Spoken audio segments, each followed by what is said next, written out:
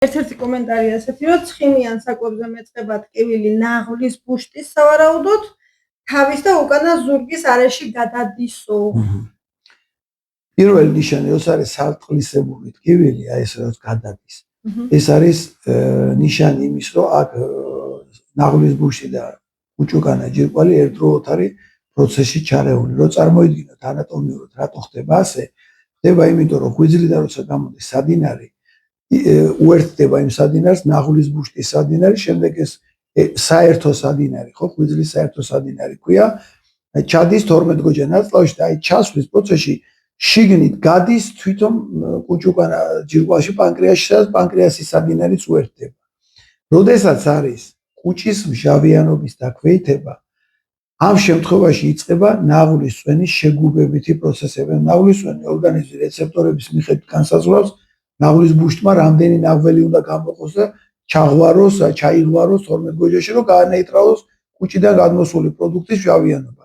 როცა იქ მჟავიანობა დაქვეითებულია, ნაღლის წვენი იმდენი აღარაა საჭირო. ამიტომ ნაღლის ბუშტი იმაზე უფრო დიდხანს ინახავს ნაღლის წვენს, ვიდრე ჭირდება. და იწყება ამ ნაღლის ბუშტი ღვიძლი მუდმივ რეჟიმში გამოყოფს ნაღლის წვენს. ეხლა ნაღლის ბუშტში განუსაზღვრელი ზომის ხო არ არის, რამდენი შეიძლება შეინახოს. და იმისთვის უფრო მეტი შეინახოს და წყვილად არ იღვაროს, აიღებს და ნაღლის ბუშტის კედლები თხევად ნაწილს იწოვს, ანუ წყლოვან ნაწილს იწოვს და ამ წვენს ნელა ასკელებს, რომ უფრო ესეთი კონცენტრატი შექმნას, რომ წყვილად არ იღვაროს იქიდან. და ამ გასკელებაში ბოლოს გამოდის ის, რომ შეიძლება გარდაიცვლოს კენჭებად.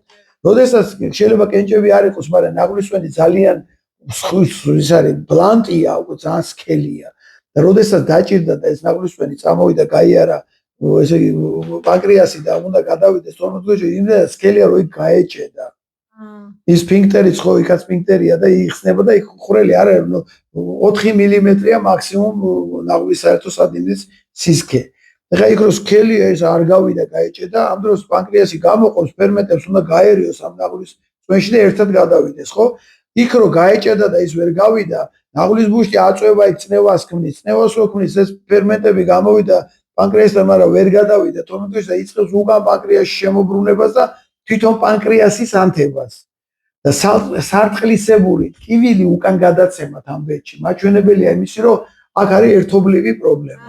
და პირველი რაც უნდა გააკეთოთ, ეს არის წყლის დალევა, მოუმატეთ, რომ გაათხელოთ მაქსიმალურად და არის უნიკალური ბადი, ქვია ტუტკა. შეგიძლიათ ისიც მიიღოთ და შედეგი უმეტეს შემთხვევაში არის უნიკალური. წყალს პლუს ტუტკა. ეს ტუტკა ჩვენ არ გვაქვს. ტუტკა ჩვენ არ გვაქვს. მაგრამ საიტებზე შეიძლება მოძებნო, ბევრი კომპანია აწარმოებს. მადლობა.